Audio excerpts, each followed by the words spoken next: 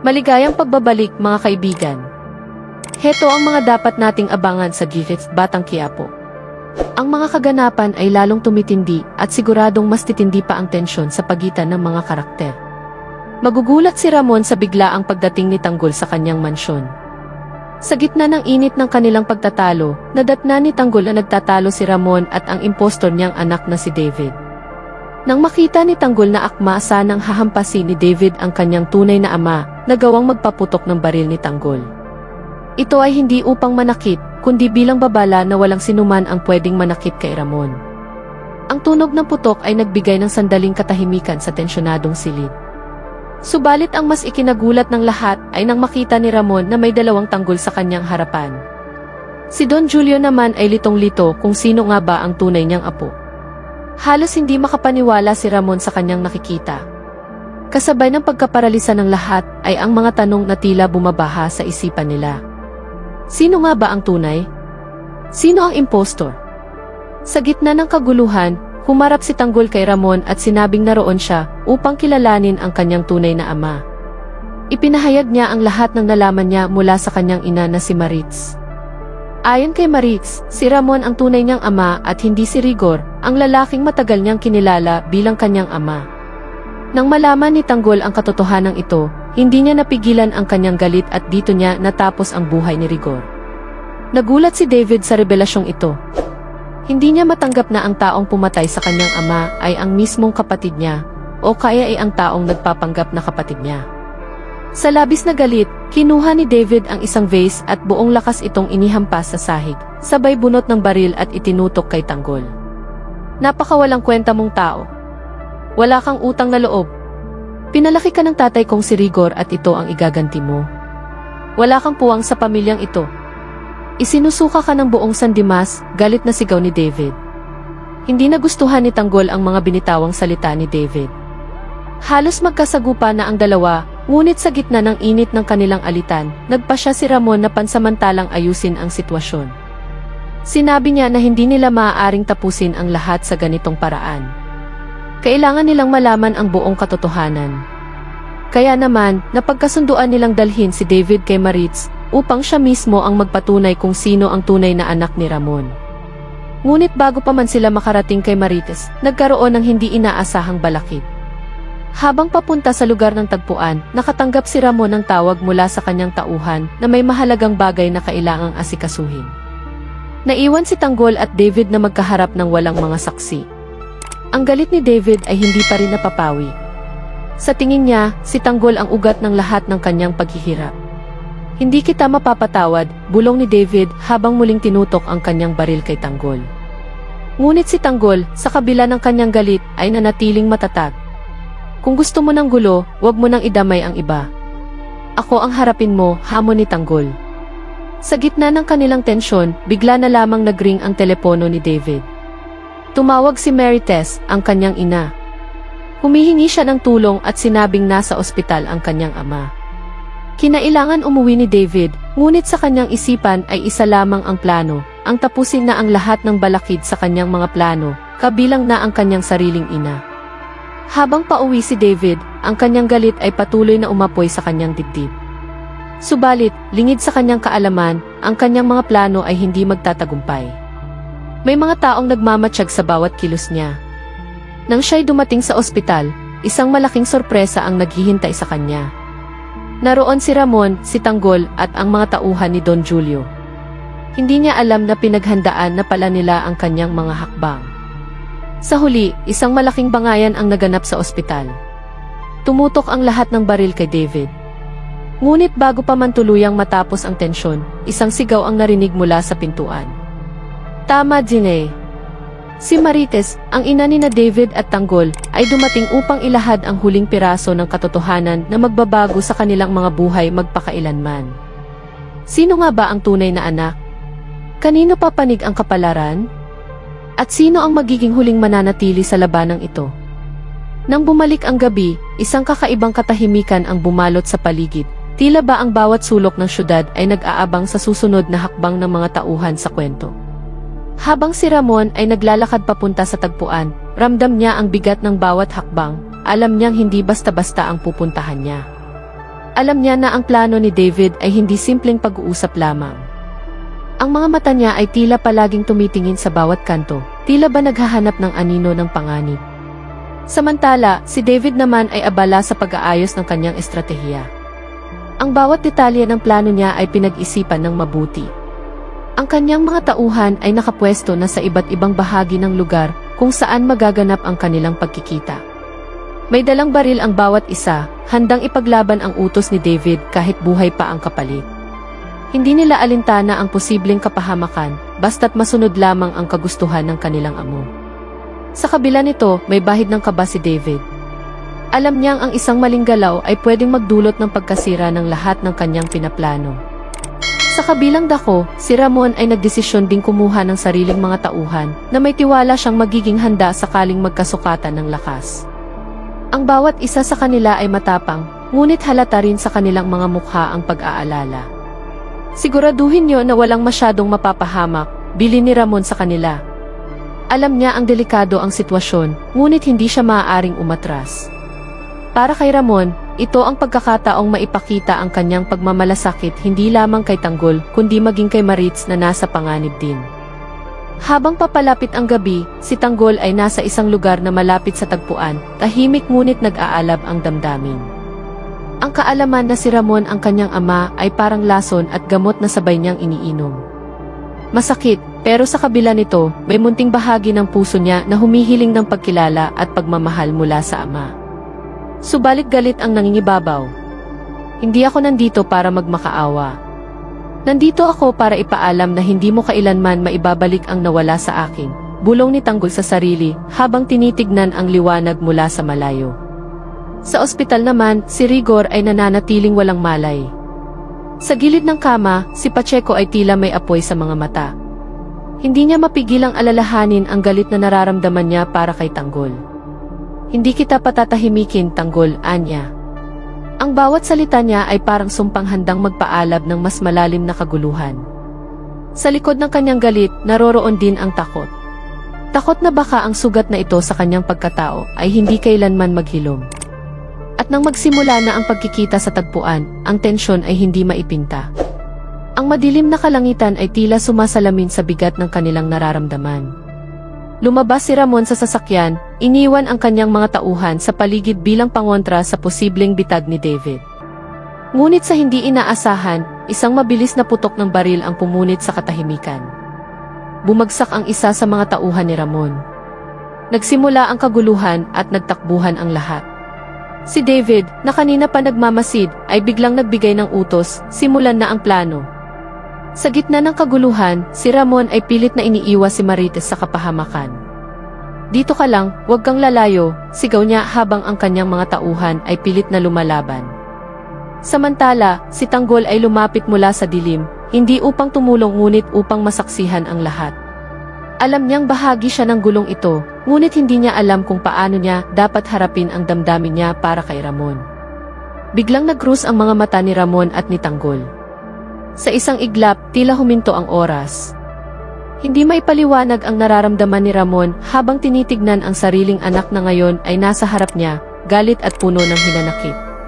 Anak, mahinang sambit ni Ramon, ngunit hindi siya nakatapos ng sasabihin dahil isang bala ang muling pumutok. Tumama ito sa malapit na dingding, malapit sa ulo ni Ramon. Tumigil na kayo, sigaw ni Tanggol na sa wakas ay pumagitna. Hindi niya inakala na magagawa niya ito, ngunit isang bahagi ng puso niya ang nagsasabing kailangan niyang gawin ito.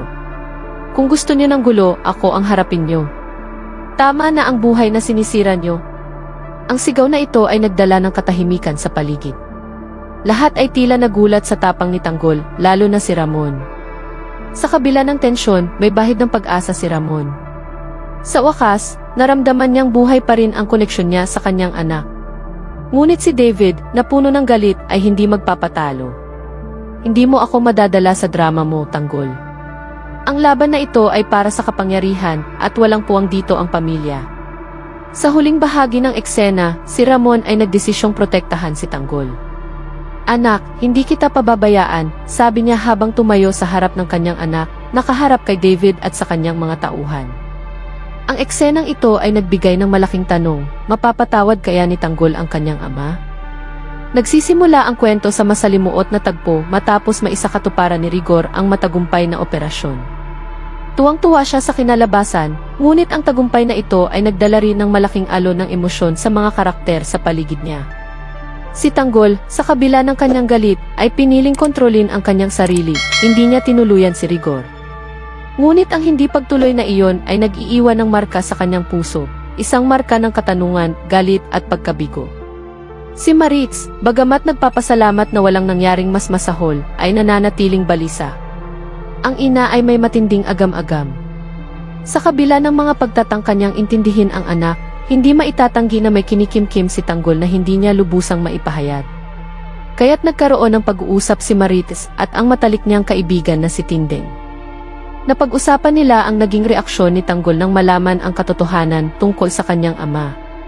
Imposible, sambit ni Maritz habang nag-aalala. Imposible na hindi pa alam ni Tanggol ang lahat. Ilang buwan na ang lumipas mula nang malaman kong hawak ni Ramon ang bata noon, pero bakit ganoon na lamang ang reaksyon niya? Nagbabalik tanaw si Maritz sa mga araw kung kailan napagtagpi-tagpi niya ang mga piraso ng katotohanan. Sa loob ng kanyang isipan, patuloy siyang nangangamba. Posible kayang si Ramon mismo ang nagkukubli ng mas malalim pang sikreto. Samantala, sa mansyon ng mga Montenegro, mainit na pinag-uusapan ang bagong revelasyon. Si Ramon, na matagal nang iniiwasan ang direktang pagtatanong, ay hindi na napigilan ang sarili. Kinausap niya ang kanyang ama, si Don Julio. Papa, ani Ramon habang halata ang tensyon sa kanyang boses. Ano ba talaga ang totoo? Ang anak ko, si Tanggol, bakit parang may malaking dingding sa pagitan namin? Hindi ko maramdaman na siya ang dugo't laman ko. Tahimik si Don Julio, ngunit kitang-kita sa kanyang mga mata ang bigat ng kanyang iniisip. Sa wakas, nagsalita rin siya. Ramon, hindi sa lahat ng pagkakataon ay makukuha mo agad ang sagot. Pero ang dugo, hindi kailanman nagsisinungaling. Ano man ang mangyari, anak mo si Tanggol. Ang tanong, kaya mo bang tanggapin ang buong katotohanan? Hindi sumagot si Ramon. Sa halip, pinili niyang tawagan si Maritz. Sa pagkakataong iyon, nagpasya siya, makikipagkita siya sa dating minamahal, at nais niyang naroon si Tanggol. Ngunit bago pa man dumating ang araw ng kanilang pagkikita, isang hindi inaasahang pangyayari ang yumanig sa buhay ni Tanggol. Habang naglalakad siya sa kalyeng dati niyang tambayan sa Quiapo, biglang sumulpot ang isang lalaki mula sa anino ng gabi. Ang lalaki, may hawak na itim na sobre, ay may daladalang babala. Kung gusto mong malaman ang totoo tungkol sa iyong ama, ani ng lalaki habang malamig ang boses, hanapin mo ang sagot sa lugar kung saan nagsimula ang lahat. Nabigla si Tanggol. Ano nang ibig mong sabihin? Tanong niya, ngunit bago pa man siya makasagot, mabilis na nawala ang lalaki sa dilim. Sa kabila ng pagkalito, pinili niyang sundan ang kanyang kutob. Hindi niya alam, ang gabing iyon ang magbabago sa takbo ng kanyang buhay. Samantala, sa panig ni Maritz, patuloy ang kanyang kaba. Sa unang pagkakataon, magtatagpo silang muli ni Ramon at ni Tanggol. Ngunit paano kung hindi matanggap ni Tanggol ang katotohanan? At paano kung magkasagupa si Ramon at ang kanilang anak? Sa kabilang dako naman, si Don Julio ay may sariling plano. Hindi niya maaaring hayaan na mabunyag ang ilan sa mga sikreto ng pamilya Montenegro. Kaya't habang tahimik niyang pinagmamasdan si Ramon, alam niyang ang oras ay dumarating na upang kumilos siya. Habang papalapit ang araw ng muling pagkikita, si Tanggol ay tila hinahatak ng dalawang magkasalungat na puwersa. Ang kanyang puso, puno ng galit at pagtataka, ay pilit hinahanap ang sagot sa isang tanong na matagal na niyang kinikimkim. Sino ba talaga siya? At bakit tila ang buong mundo ay nagtatago ng katotohanan mula sa kanya? Sa araw ng pagkikita, hindi maipinta ang emosyon sa mukha ni Tanggol. Si Maritz, bagamat kinakabahan, ay pilit na nagpapakatatag. At si Ramon, sa wakas, ay haharapin ang tunay na pagsubok bilang isang ama. Ngunit bago pa man magsimula ang kanilang pag-uusap, isang putok ng baril ang yumanig sa paligid. Nagkatinginan silang tatlo at sa isang iglap, bumukas ang pinto. Doon, tumambad ang isang hindi inaasahang bisita, ang lalaki mula sa dilim na nagbigay kay Tanggol ng itim na sobre. Sa kanyang kamay, hawak niya ang isang dokumentong maaaring magbago sa takbo ng lahat. Tanggol, anya, habang diretso ang tingin sa binata. Hawak ko ang sagot sa lahat ng tanong mo. Pero handa ka bang marinig ito? Nagkatinginan sina Ramon at Maritz. Pareho silang natigilan, ngunit bago pa man sila makapagsalita, sumagot si Tanggol. Sabihin mo na. Handa akong marinig ang lahat. Ngunit sa pagsisiwalat ng lalaki, unti-unting lumabas ang mga lihim na matagal nang nakatago. Mga sikreto na hindi lamang tungkol kay Tanggol, kundi pati na rin sa buong pamilya Montenegro. At sa bawat katotohanang mabubunyag, mas lalo silang babalutin ng takot, galit at mga tanong na maaaring tuluyang sumira sa kanilang mga buhay. Sa huli, hindi maiiwasan ang tanong, hanggang saan kayang magpatawad ng puso ng isang anak? At hanggang saan kayang lumaban ng isang ama para sa kanyang pamilya? Anak, dahil ang tanging makasasagot lang ng kanyang mga katanungan ay walang iba kundi ang nanay nitong si Maritz. Kaya naman dito na dumating itong si David sa mansyon, kung saan agad nga siyang sinalubong ni Ramon. Nilapitan siya ni Ramon at sabay pinagsusuntok dahil bakit nga raw ito nagwala sa San Dimas. Napakasungit ng boses ni Ramon, tila sumisid sa pinakamalalim na galit. Ngunit si David, hindi lang nagulat, lumaban din. Sa una, hindi kumibo si David, pero nang naramdaman niyang walang katapusan ang pananakit ni Ramon, bigla siyang pumalag. Sa pagkakataong ito, parang sumiklab ang lahat ng galit na matagal niyang itinago. Ang mga alipores ni Ramon ay nanatiling nakatayo, walang ginagawa, dahil mahigpit na utos ni Ramon na huwag sasaktan ang kanyang anak at huwag makialam. Pero ang tensyon sa paligid ay nakakapaso na, parang nagbabanta ang bawat segundo ng pagsabog. Agad na itinulak ni David si Ramon, gamit ang lakas na hindi mo akalaing kaya niya. Agad niyang binuhat ang isang malaking vase na nakapatong sa tabi ng hagdan. Ang mga mata ni David ay tila nagbabaga, puno ng put at determinasyon. Papalo na sana siya kay Ramon nang bigla nitong mahugot ang kanyang baril mula sa kanyang tagiliran. Sa iglap na iyon, tumigil ang lahat. Isang saglit ng katahimikan na parang umabot ng isang siglo. Ngunit, bago pa man makapagpaputok si Ramon, isang putok ng baril ang umalingaw-ngaw. Sa gulat ni Ramon, hindi galing sa kanya ang putok. Sa paglingon niya, bumungad ang mukha ni Tanggol na ngayon ay nasa loob na ng mansyon. Walang kamalay-malay ang mga tauhan ni Ramon na nakapasok si Tanggol. Kitang-kita sa mukha ni Ramon ang magkahalong gulat at takot. Isang bagay na bihira niyang ipakita kahit kanino. Ano ang ginagawa mo sa mansyon ko? Sigaw ni Ramon, pilit pinapanatili ang kanyang lakas ng loob. Ngunit si Tanggol ay hindi natinag. Ang kanyang mga mata ay nakatuon kay Ramon, punong-puno ng determinasyon. Naririto ako para singilin ka, Ramon, sabi niya sa malamig na boses na nagpatindig ng balahibo sa lahat ng naroroon. Malaki ang pagkakasala mo sa nanay ko, si Maritz. Hindi mo alam ang mga sugat na iniwan mo sa kanya, pati na rin sa akin. Ikaw ang dahilan kung bakit naging ganito ang buhay ko. Natigilan si Ramon. Hindi siya makapaniwala sa narinig. Ngunit bago pa siya makapagsalita, muli siyang inunahan ni Tanggol. Matagal na kitang hinahanap, Ramon. Sa bawat hakbang ng buhay ko, ikaw ang dahilan ng lahat ng paghihirap ko. Ang mga luha ng nanay ko, ang mga gabi ng gutom, ang mga araw na pakiramdam ko'y wala na akong halaga, ikaw ang maisala sa lahat ng ito. Ang bigat ng mga salitang binitiwan ni Tanggol ay parang mga kutsilyong tumama sa puso ni Ramon. Kahit ang mga alipores ni Ramon ay hindi makagalaw, tila natunaw sa bigat ng tensyon. Ngunit si Ramon, kahit nagulat, ay pilit na pinanatili ang kanyang pagiging dominante. At ano ngayon, ha? Narito ka para maghiganti. Para patayin ako, tanong ni Ramon, tila sinusubok ang tapang ni Tanggol. Hindi ako narito para patayin ka, sagot ni Tanggol. Narito ako para ipakita sa iyo kung ano ang naging bunga ng mga ginawa mo. Narito ako para makita mo kung paano ka nasira ng sarili mong kasakiman at kasamaan. Ngunit bago pa man matapos ang usapan, biglang sumingit si David. Tanggol, anong ibig mong sabihin? Anong kaugnayan mo sa kanya? Ang kanyang boses ay puno ng kaba at pagkalito. Hindi niya lubos maisip ang mga naririnig niya. David, sagot ni Tanggol, tumingin sa kanya ng diretsyo, si Ramon ang ama ko. Siya ang dahilan kung bakit nagdusa ang pamilya ko. Siya ang dahilan kung bakit tayo parehong nalayo sa mga nanay natin. Pero ngayon, hindi na tayo magpapadala sa kanya. Tapos na ang panahon ng pananahimik. Halos mabingi si David sa revelasyong iyon. Hindi niya alam kung paano ito tatanggapin. Si Ramon, na itinuring niyang isang halimaw, ay ama rin pala ni Tanggol. Ang tensyon sa silid ay lalo pang tumindi, parang anumang saglit ay maaaring sumabog. Samantala, si Ramon ay parang nawala ng lakas. Sa unang pagkakataon sa buong buhay niya, hindi niya alam kung ano ang sasabihin o kung paano niya haharapin ang dalawang lalaking nasa harap niya ngayon, ang kanyang mga anak, parehong puno ng galit at hinanakit dahil sa kanyang mga nagawang kasalanan.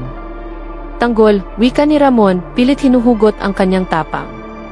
Hindi mo alam ang buong kwento. Hindi mo alam kung bakit ko ginawa ang mga bagay na iyon. Hindi ko kailangang malaman ang mga dahilan mo, sagot ni Tanggol. Ang mahalaga, alam kong may mga taong nasaktan dahil sa iyo. At ngayon, panahon na para panagutan mo ang lahat ng iyon. Bago pa man makasagot si Ramon, biglang bumukas ang mga pinto ng mansyon. Ang mga tauhan ni Ramon ay nagmadaling pumasok, pero itinataas ni Ramon ang kanyang kamay bilang senyales na huwag silang makialam. Sa kabila ng lahat, alam ni Ramon na ang laban na ito ay hindi niya maitatakas o maiiwasan. Habang nakatayo si David sa tabi ni Tanggol, isang bagay ang nagbago sa kanya. Ang galit na nararamdaman niya para kay Ramon ay napalitan ng kakaibang uri ng lakas. Alam niyang ang laban na ito ay higit pa sa simpleng pagkakaalit sa pamilya. Ito ay laban para sa katarungan, laban para sa lahat ng sugat na iniwan ng nakaraan. Ang gabi ay tila humaba pa habang ang tatlo ay nakatayo sa gitna ng mansyon, puno ng emosyon, galit, at kasaysayang hindi na maaaring balikan pa. Isa lang ang malinaw, sa gabing ito, magbabago ang lahat. Nananabik ka na ba sa napipintong pagkikita nitong si Maritz at Ramon, kasama ang impostor na si David? Ngunit hindi nga ba magiging madugo ang paghaharap na ito? Lalong-lalo na ngayong isinumpa ni David sa kanyang sarili na ito na ang magiging huling araw ni Ramon. Hindi niya hahayaang mag-cruise ang landas ni Tanggol at ng kanyang tunay na ama. At sa kabila ng lahat, pursigido ang ating bida na mahanap ang kanyang tunay na ama na si Ramon Montenegro. Matagumpay ngang napaslang ni Santino si Angkong na nagdulot ng matinding kasiyahan kay Lucio. Ngayon na wala na si Angkong, tuluyan nang nabaliktad ang mundo ni Sonia. Wala na ang dati niyang amo, kaya't pumayag siyang maglingkod kay Lucio kapalit ng malaking kabayaran. Ngunit habang tuwang-tuwa si Lucio sa pagpatay ni Santino, hindi naman lubos na masaya si Santino sa nangyari. Sa kaloob-looban niya, may kirot at takot na baka gawin din sa kanya ni Lucio ang ginawa ay Angkong sa oras na hindi na siya mapakinabangan.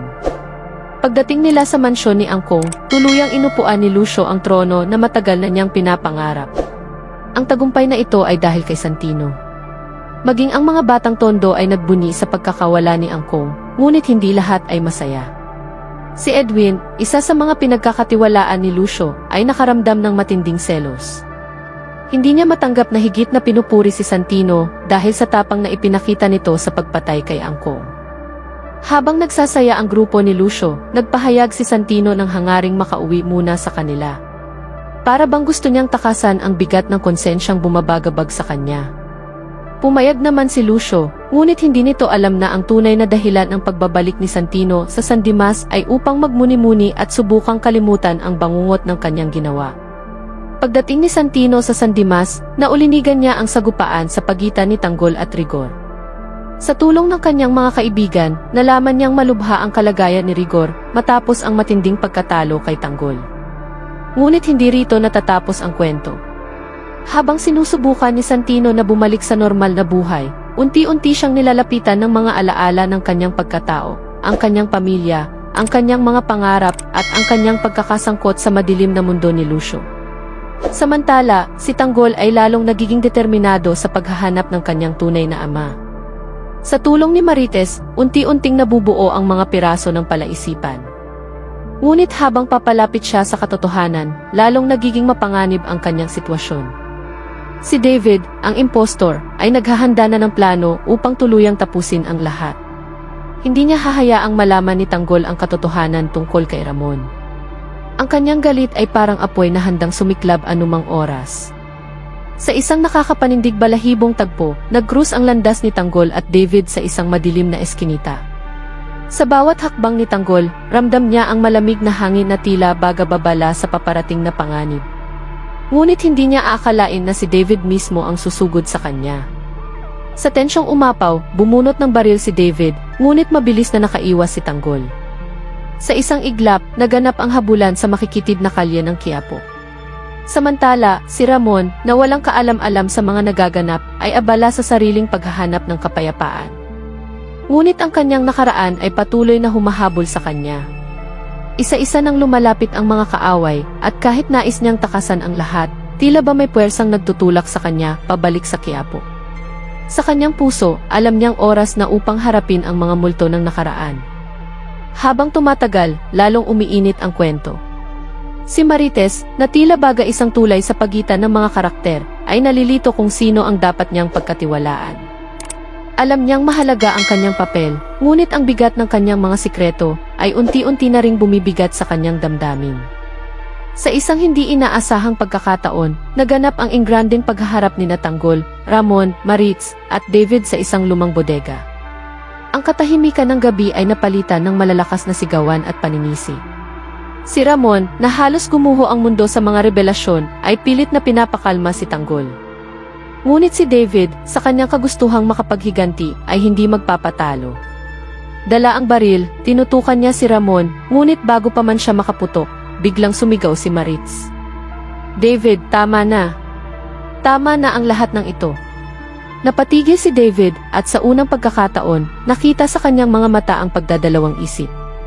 Ngunit ang bigat ng kanyang galit ay hindi madaling mabura. Sa gitna ng tensyon, dumating si Lucio kasama ang kanyang mga tauhan. Ang eksena ay lalo pang tumindi. Sa harap ng lahat, isang alok ang binitiwan ni Lucio kay Tanggol. "Sumama ka sa akin, Tanggol. Kaya kitang gawing pinakamakapangyarihang tao sa Quiapo. Pero kailangan mong iwanan ang paghahanap sa tatay mo. Wala kang mapapalariyan." Ngunit ang sagot ni Tanggol ay mas lalong nagpaigting ng tensyon. "Hindi ko kailanman ipagkakanulo ang pamilya ko, Lucio. Kahit anong gawin mo, hindi kita sasamahan." Ang sagot na ito ay nagbunsod ng bakbakan. Mabilis na nagkagulo sa loob ng bodega. Nagpalitan ng putok, naghabulan, at naglaban-laban ang bawat isa. Sa gitna ng kaguluhan, isang sigaw ang pumuno sa lugar. "Ramon!" Nang makita ni Tanggol na pinupuntirya ng bala si Ramon, dali-dali siyang tumakbo upang harangin ito. Sa isang iglap, bumagsak si Tanggol sa sahig. Ang buong mundo ay tila tumigil. Si Maritz ay napasigaw, si Ramon ay napatakbo, at si David ay tuluyang nanlumo. Ngunit ang huling eksena ay nagbigay ng matinding palaisipan. Habang inaalalayan ni Ramon ang sugatang si Tanggol, bumulong ito. "Papa, ikaw nga ba talaga?" Kaya naman nagmamadali itong si Santino umakyat sa kanilang tahanan at nakita niya itong si Roda at itong si Tinding sa lugar. Agad niyang tinanong si Tinding kung bakit nagawa ni Tanggol ang mga bagay na ito. Sinabi naman ni Tinding na kaya nagawa ni Tanggol na gulpihin si Rigor ay dahil gusto niyang maghigante sa ginawa ng kanyang kinikilalang ama. Tuluyan din niyang nalaman na si Rigor pala ay hindi niya tunay na ama. Nang marinig ito ni Santino, nagulat siya ng husto. Kaya pala ganun na lang ang turing ni Rigor sa ating bida. Hindi niya tunay na kadugo, bulalas ni Santino habang naguguluhan ang kanyang isipan. Hindi niya mapigilang maapektuhan sa balitang iyon at nagdesisyon siyang pumunta sa ospital para alamin ang lagay ng kanyang amang si Rigor. Pagdating niya sa ospital, bumungad sa kanya ang kalunos-lunos na kalagayan ni Rigor. Halos hindi niya makilala ang ama sa dami ng galos at sugat nito. Hindi na nakapagtimpi si Santino. Napuno siya ng galit laban kay Tanggol. Paano niya nagawa ito? Wala siyang karapatang manakit kahit paalam niya ang totoo tungkol kay ama, bulong ni Santino habang nagpupuyos ang damdamin. Sa kabila ng galit, kinailangan niyang ituon ang atensyon sa kondisyon ni Rigor. Agad niyang tinungo ang kanyang inang si Marites para alamin ang estado ng ama. "Inay, ano na ang lagay ni ama? Ano ang sinasabi ng mga doktor?" Tanong niya nang maihalong kaba. "Kailangan natin ng malaking halaga, Santino. Kritikal ang lagay ng ama mo. Kung hindi siya maoperahan agad, maliit na lang ang sansa niyang mabuhay," sagot ni Maritz habang pilit na pinipigil ang pagluha. Nang marinig ito, hindi na nagdalawang isip si Santino. "Hihingi ako ng tulong kay Lucio," mariin niyang sinabi. Alam niyang hindi siya maaaring mag-atubili, kaya agad siyang bumalik sa kanyang grupo. Pagdating sa hideout, ikinagulat ni Lucio ang biglang pagbabalik ni Santino. "Bakit ka bumalik agad? Ano ang kailangan mo?" Tanong ni Lucio na bakas ang pagtataka sa mukha. Sa harapan ng buong grupo, walang pag-aalinlangang sinabi ni Santino ang tunay na dahilan. Nangangailangan ako ng malaking halaga. Malubha ang lagay ni Ama sa ospital. Halos patayin na siya ni Tanggol, sabi niya, habang nanginginig ang boses sa galit at kaba. Nagulat si Lucio sa narinig. Ano? Anong ginawa ni Tanggol kay Rigor? Tanong niya. Ipinaliwanag ni Santino ang lahat ng nalaman niya, mula sa pagkakagulo hanggang sa revelasyon na hindi niya tunay na ama si Rigor. Hindi nakapagsalita si Lucio sa una, ngunit mabilis niyang inutusan si Edwin. Kumuha ka ng pera at ibigay kay Santino, utos niya. Dismayado si Edwin sa mabilis na desisyon ni Lucio. Bakit lagi mo nalang binibigyan ng pabor si Santino? Parang lagi kang sunod-sunuran sa kanya, hindi niya napigilang itanong. Napikon si Lucio. Bakit parang napakainit lagi ng ulo mo kay Santino? Hindi mo ba naisip na siya ang dahilan kung bakit ako naging leader ng grupong ito? Kung wala siya, baka wala rin tayo ngayon dito. At saka, hindi mo ba naiisip na ang ginawa ni Tanggol kay Rigor ay posibleng magtulak kay Santino na patayin ang sarili niyang kapatid? Sagot ni Lucio ng mariin. Natahimik si Edwin, ngunit nanatiling bakas ang pagkadismaya sa kanyang mukha. Samantala, si Santino ay nagpasalamat kay Lucio at agad na umalis upang madala ang pera sa ospital. Habang naglalakad siya pauwi, hindi niya mapigilan ang bigat ng kanyang damdamin.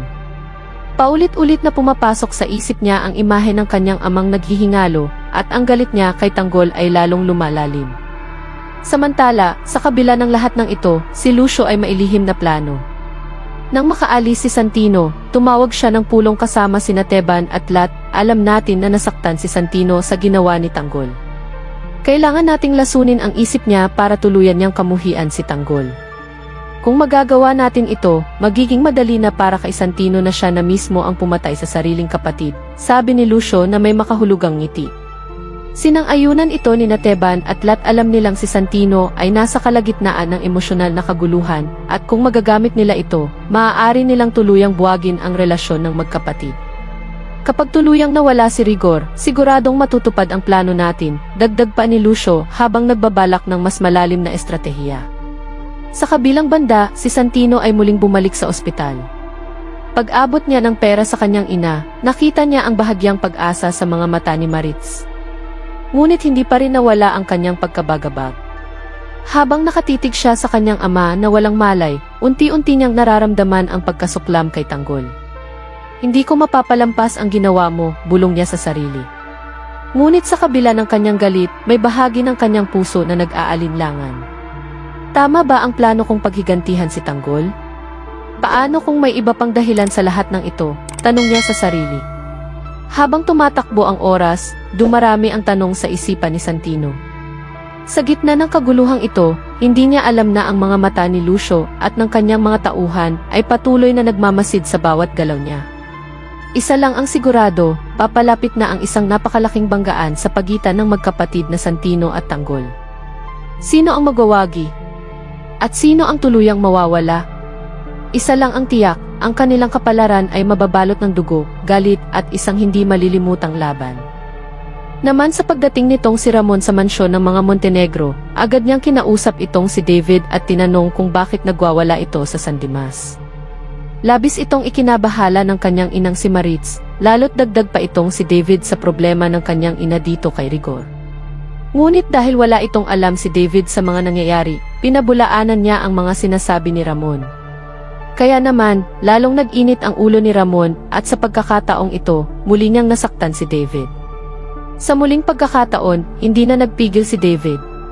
Pinatulan niya si Ramon at ang kanilang mainit na sagupaan ay nauwi sa isang tensyonadong eksena. Dito, unti-unting bumuo ng plano si David sa kanyang isip. Tuluyan nang alisin si Ramon sa kanyang landas dahil nagiging sagabal ito sa lahat ng kanyang plano. Subalit bago pa man niya magawang hampasin si Ramon ng isang matigas na bagay na kanyang hawak, mabilis na nakabunot ng baril si Ramon at itinutok ito kay David.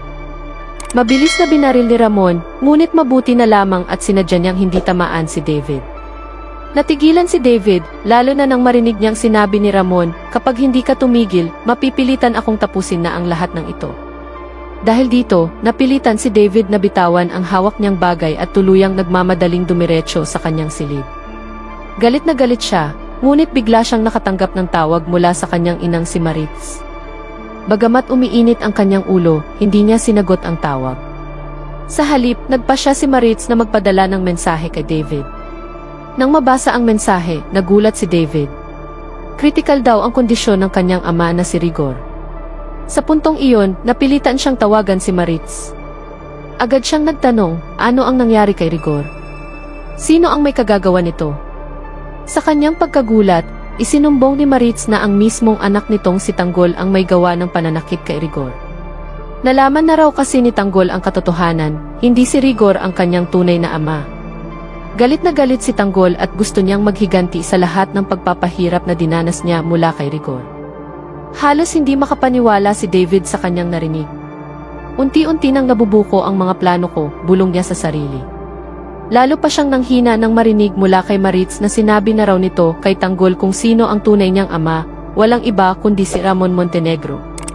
Alam niyang oras na magtagpo ang landas ni Tanggol at Ramon, tuluyang magugulo ang lahat ng kanyang mga plano. Matapos ang pag-uusap nila ni Maritz, galit na galit si David. Hindi ko hahayaan na magkita ang dalawang iyon, anya sa sarili. Sa gitna ng kanyang pag-iisip, bigla siyang naputol nang makatanggap ng panibagong tawag si Maritz, sa pagkakataong ito mula naman kay Ramon. Sinabi ni Ramon kay Maritz na kailangan nilang magkita. Hindi ko na kayang disiplinahin si Tanggol, wika nito. Malapit ko na siyang itakwil. Ngunit laking gulat ni Ramon nang sabihin ni Maritz na hindi pa siya handang humarap kay Tanggol. Hindi ko magawang tingnan siya sa mata pagkatapos ng ginawa ko kay Rigor, pag-amin ni Maritz. Dahil dito, napaisip si Ramon. Bakit nga ba kailangang saktan ni Tanggol si Rigor, gayong alam niyang ang taong iyon ang nagpakahirap sa kanya sa kabila ng lahat? Sa puntong iyon, napagtanto ni Ramon na marami pang hindi malinaw na detalye sa mga pangyayari. Kaya naman sinabi niya kay Maritz, kailangan nating mag-usap ng harapan. Gusto kong malaman ang buong katotohanan. Sa hindi inaasahang pagkakataon, narinig ni David ang pag-uusap ng dalawa. Nang magpaalam si Maritz kay Ramon, nilapitan ni David ang kanyang tiyuhin at diretsahang tinanong, ano ang ginagawa ninyo ni Mama? Bakit kayo nagkikita? Ngunit imbes na sagutin siya, iniwasan lang ni Ramon ang tanong at sinabing, hindi mo na kailangang malaman pa. Hindi na kontento si David sa sagot na ito.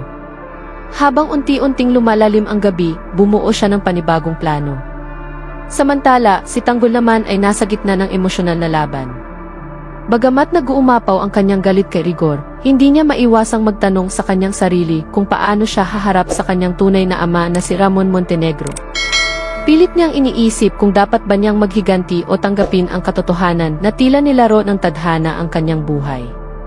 Ang mga katanungang ito ay naglalagay ng mas mabigat na pasanin sa kanyang dibdib. Habang patuloy ang mga pangyayaring ito, tila isang mitsa ng bomba ang unti-unting naupos. Hindi maiiwasan ang nalalapit na banggaan, ang pagkikita ni Ramon, David at Tanggol. Sino ang magtatagumpay? Sino ang babagsak? Sa likod ng bawat lihim at pagkukunwari, isang matinding sagupaan ang hindi maiiwasan. Ngunit sino ang magiging tunay na biktima sa huli? Nito na kung saan ay sinabi nitong si Ramon na magkikita silang dalawa ni Maritz at sa pagkakataon na ito ay kasama itong si David. Kaya naman sinabi nitong si David na hindi siya sasama sa pagkikita nilang dalawa nitong si Maritz. Kaya naman itong si Ramon ay binantaan itong si David na kapag hindi ito sumama sa kanya para makaharap ang kanyang ina, ay tuluyan na niyang itatakwil ito kahit alam pa niya na isa itong tunay na Montenegro na bunga ng panggagahasa niya dito kay Maritz. Hindi sumagot itong si David at muli itong bumalik sa kanyang silid. Sa pagkakataon na ito, nang malaman niya kung saan makikipagkita sila dito kay Maritz, ay tinawagan na niya ang kanyang tauhan at sinabi rito na pumunta sa address na kanyang binigay dahil meron silang misyon sa lugar na ito. At ang misyon na ito ay tuluyang paslangin itong si David itong si Ramon. Samantala, dismayado itong si Supremo sa pagbalik sa kanilang hideout dahil nahuli nga itong si Amanda. Sinabi niya na hindi pwedeng magtagal itong si Amanda sa poder nitong si General Pacheco dahil baka kung ano ang mangyayari rito. Ngunit umalma itong si Berting at sinabi niya na hindi sila pwedeng humarap kaagad dito kay Pacheco, lalong-lalo na at merong mga nalagas sa kanilang grupo at hindi nila kakayanin ang puwersa nitong si Pacheco. Ikinagalit naman iyon ni Supremo at sinabi niya na hindi maaaring hindi nila kaagad balikan itong si Amanda. Kaya naman itong si Berting ay tuluyang nagalit at sinabi dito kay Supremo na tila umano sarili na lang ang iniisip nitong si Supremo at hindi niya naiisip ang kapakanan ng kanyang mga kasama.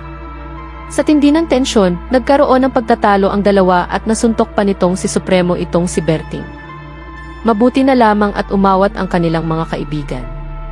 Maya-maya pa, dito na tuluyang tumawag itong si General Pacheco at ang nakasagot ay walang iba kundi itong si Primo. Sinabi nga nito na sumuko na itong si Supremo dahil kung hindi ay merong mangyayaring masama dito kay Amanda. Binigyan lamang niya ito ng 24 oras para magpakita sa kanya at kapag hindi siya sumipot ay maabutan na lamang niyang bangkay ang kanyang iniibig na si Amanda. Kaya naman nataranta itong si Supremo at pagkatapos ng kanilang pag-uusap ay agad naghanda itong si Supremo. Tinanong nitong si Turco kung saan pupunta itong si Primo, na kung saan ay sinabi nito na pupuntahan niya na si Amanda kahit hindi pa niya kasama ang kanyang grupo at ililigtas niyang mag-isa ito. Samantala, si Tanggol naman ay masama pa rin ang loob sa mga nangyayari. Sa pagkakataon na ito, ay nagdesisyon na siya na tuluyang kalimutan ang kanyang pamilya at ipapakita niya sa mga ito na kaya niyang mabuhay mag-isa. Payayamanin niya lalo ang kanyang sarili para ipamukha sa mga ito na hindi niya ito kailangan. Ngunit ngayon, gusto nitong si Tanggol na hanapin ang kanyang tunay na ama.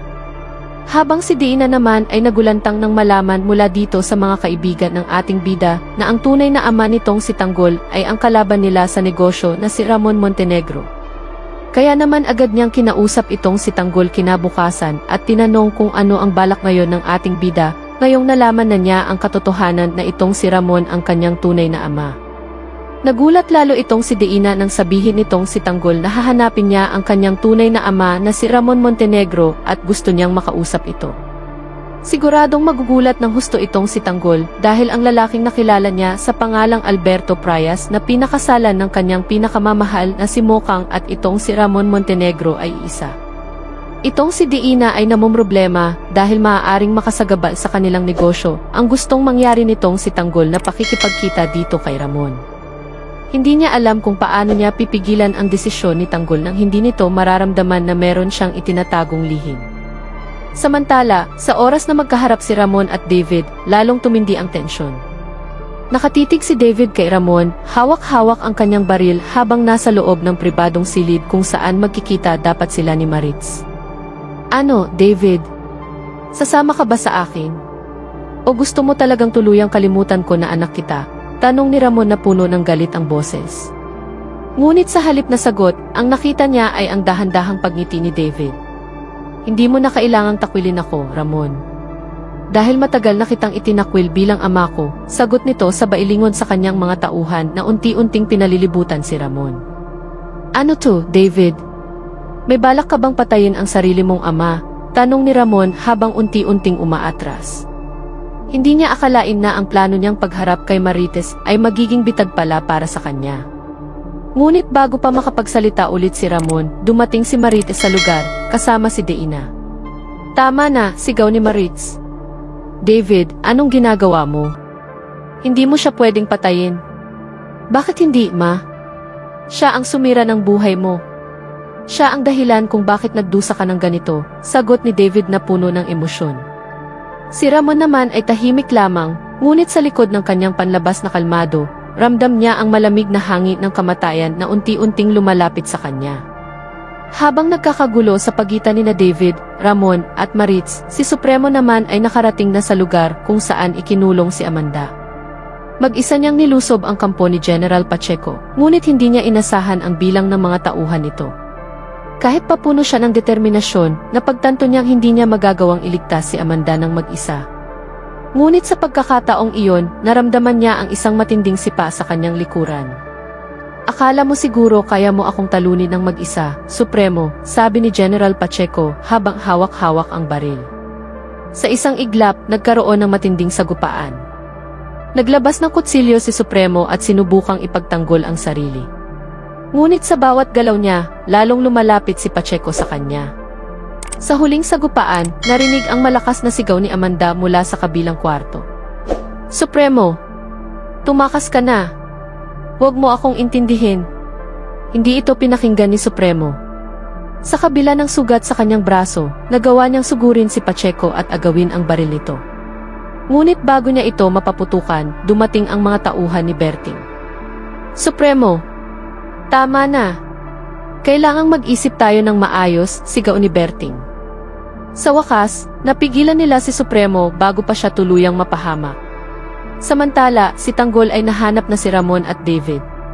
Ngunit hindi niya akalain na ang eksenang madaratnan niya ay ang nakatutok na baril ni David sa ulo ni Ramon.